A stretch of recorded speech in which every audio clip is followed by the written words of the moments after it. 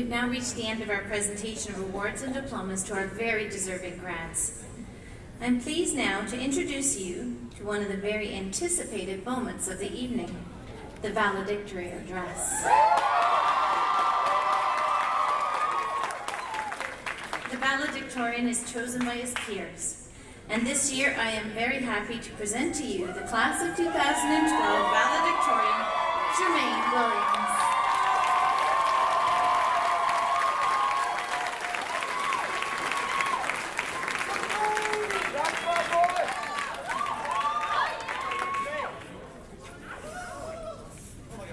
Good evening, ladies and gentlemen, parents, friends, grandparents, mom. I'd like to begin this speech with a poem I wrote called Fresh Prince of Charles Street. Need a beat.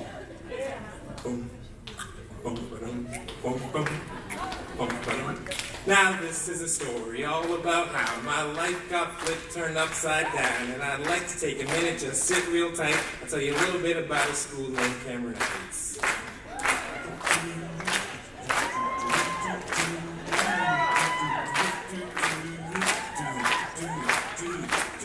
In Waterloo region, born and raised, at Cameron Heights is where I spent most of my days.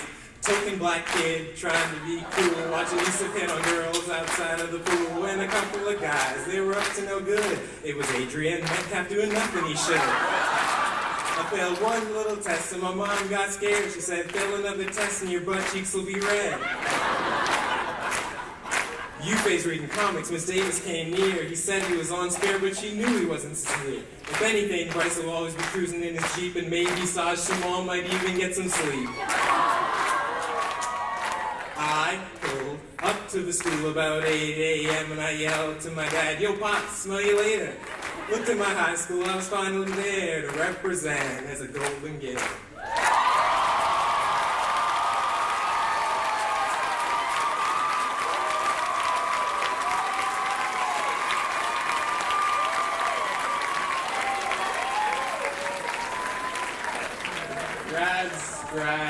Grads.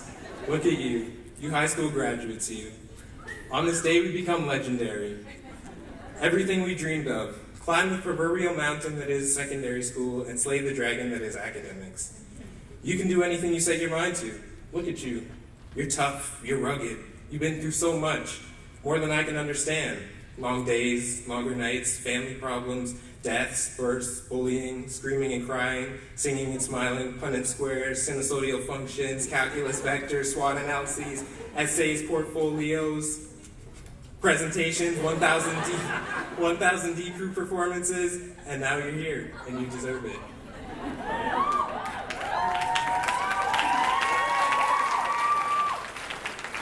Class of 2012, we've been gifted with a great year to graduate.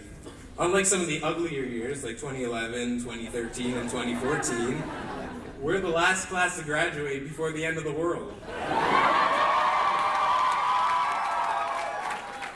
I have to say, I'm truly honored to be your valedictorian this year. It's been a dream of mine for a long time, so I'd like to thank all of you for helping me fulfill it so that I can stand up here in one of these great-looking handmade Gucci gowns that the school has. In all seriousness, the day I was chosen valedictorian was one of the best days of my life, and I'll certainly never forget it. I'd also like to, also because it was the day Pedge and I finished our 27-page data management assignment, manly tears of joy were shed that day.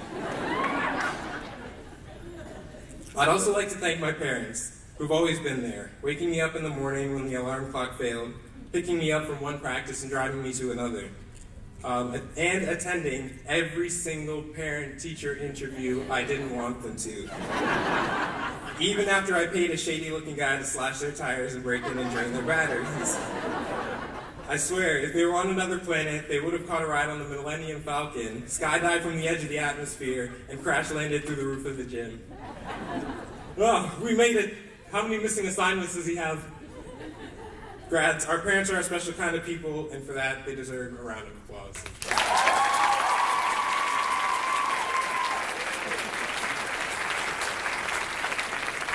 I'd also like to thank our teachers, because without them, high school would have just been a place where you would come to socialize and collectively hang out with your friends from all over the region. Wait a minute, that sounds, never mind. But teachers have taught us the necessary skills to graduate, ate their lunch with us when we needed extra help, put in unpaid hours daily coaching teams, supervising clubs, and plotting weekly meetings about what day of the week they were going to give us a test in every class. Also deserving of a round of applause.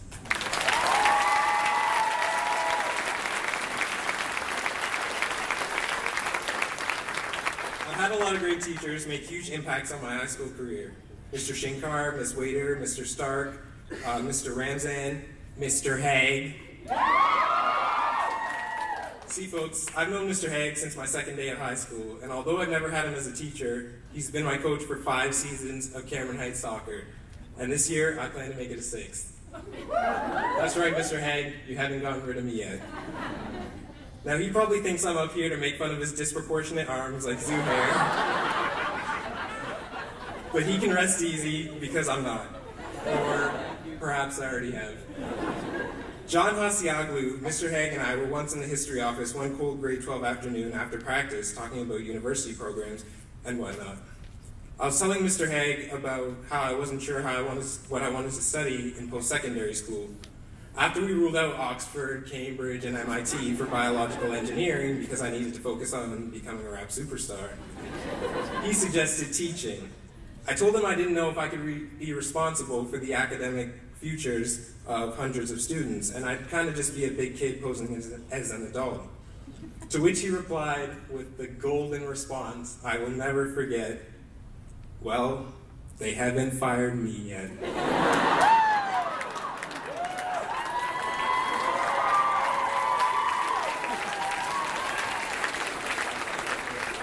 And that's when it really hit me. Mr. Haig is a specimen of a teacher, but in terms of life, no one really knows what they're doing, do they? Everyone is just trying to make it up as they go, and we're all lost in this world trying to make our way. Whoa. But I guess I had always known this and was just denying it, hoping I had my own roadmap to follow. This is probably the part of the speech where I'm supposed to drop some sort of profound Aristotle-level knowledge on you all, but to be honest, I don't have any.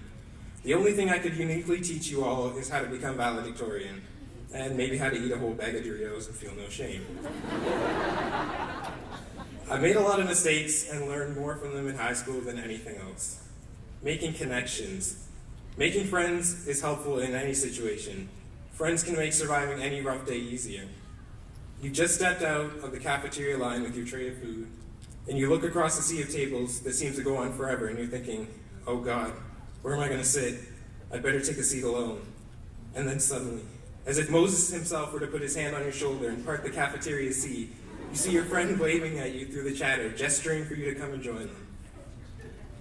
Or God forbid, you're doing a presentation and the teacher says your presentation has to have discussion questions. This is where good friends can be amazing. It's the day of your presentation and you go through it in front of the class and you finish feeling everything is going great and you remember, oh no, my question. So you ask your discussion question, you slap together the lunch period before. Halfway through asking it, you realize this is way too hard for anyone to answer. What do you think the European Union should do to fix the Eurozone debt crisis? The European Union doesn't even know what the European Union should do to fix the Eurozone debt crisis.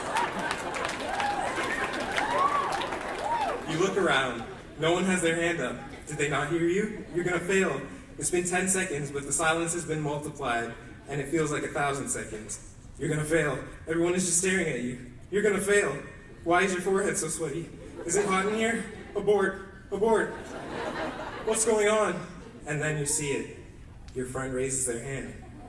I don't know, like a stimulus package or something? That's perfect. Anything. That friend who's willing to say the worst answer ever because they see you bombing is a keeper.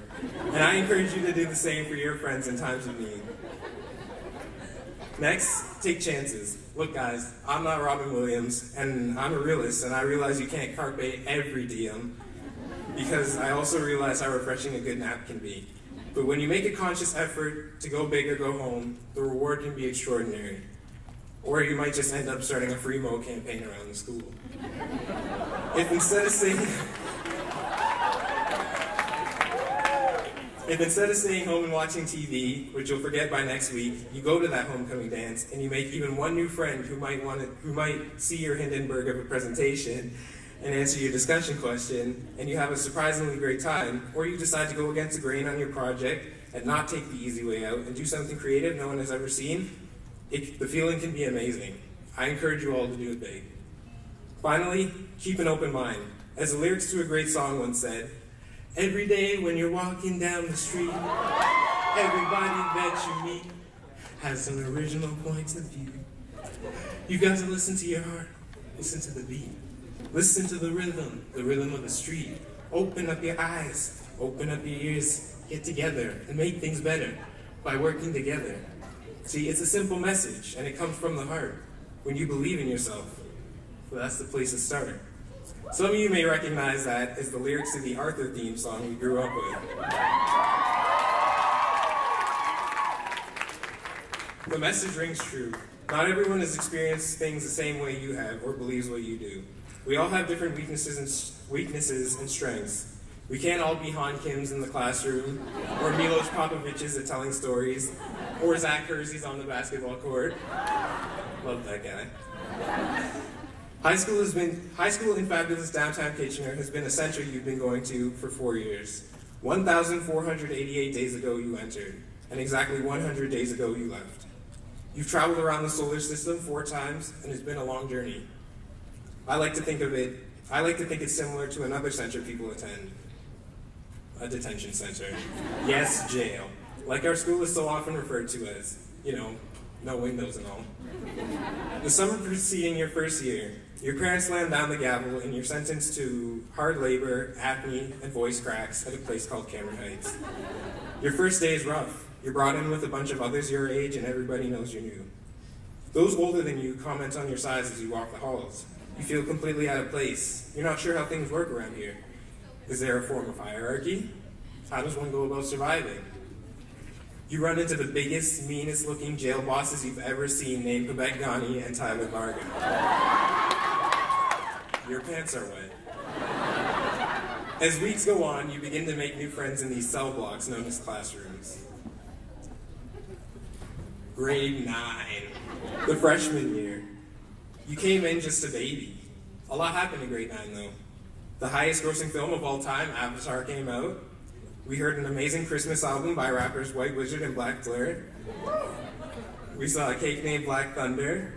We did the now fabled Matchmaker, experienced our first semi-formals, and made friends with the people we would be with for the next 4 years. Year 2, you formed a crew, no longer stared at for being the puniest person in the hallways. You and your new friends even begin to make comments and jokes about the new cellmates coming in. Also doomed. You're just glad that you're no longer one of them. You're beginning to settle in. Grade 10, the sophomore year. So glad to no longer be a Niner. We donated to Haiti Relief, which was fantastic. We saw kids giving up 10s, 20s of their lunch money to help the cause. We raised a huge amount of money in just a couple of weeks, and it was awesome to see so many people come together at such short notice for a cause. We saw Toy Story 3, which we waited over a decade for. We survived swine flu. Remember that?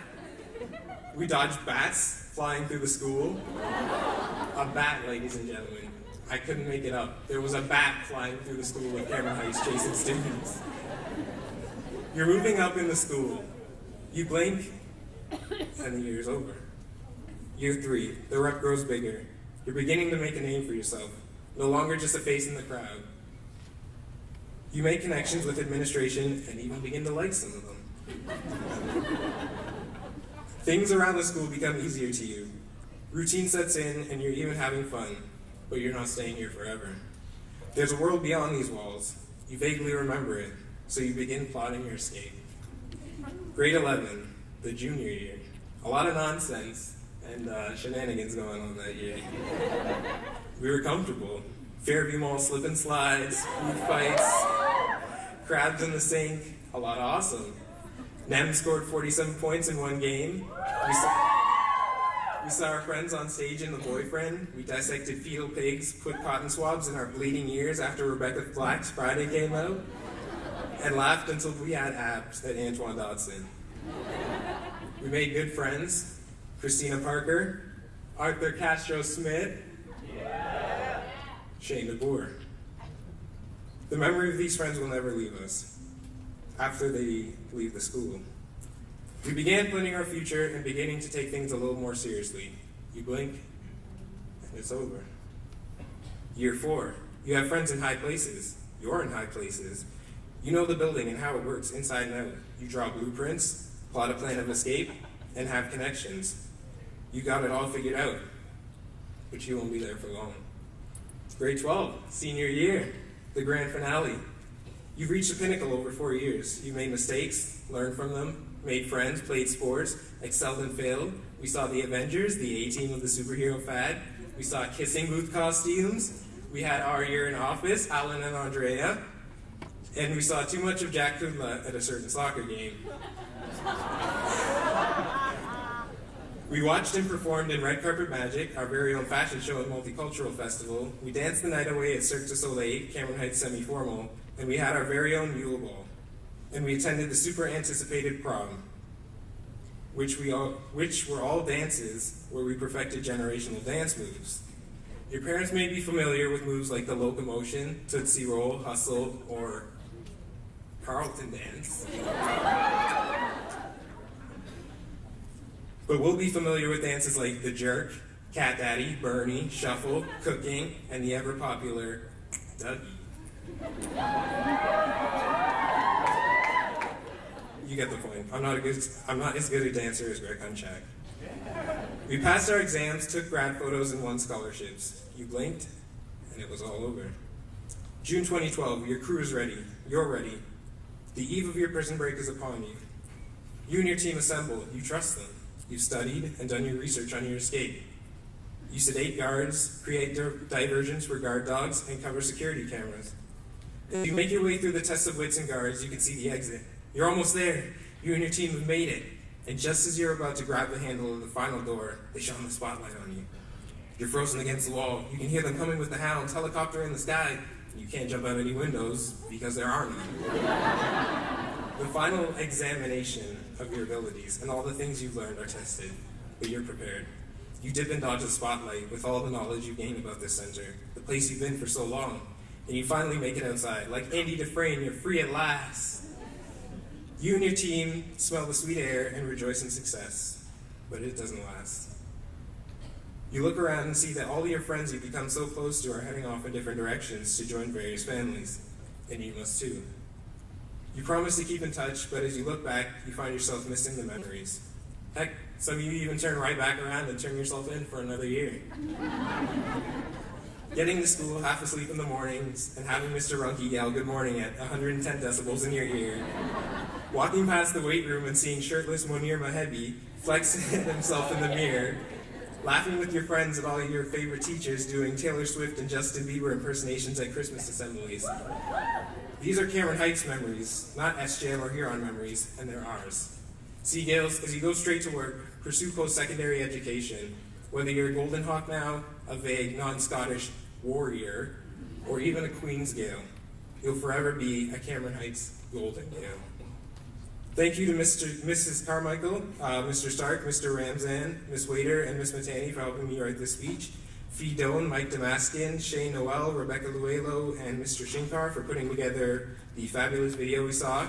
Mr. Jones and Mr. Husick for putting together this fantastic evening, and everyone else involved in this fantastic night. And my agent, Angel Moras, and all of you for the memories. Ladies and gentlemen, enjoy the rest of your evening and stay golden.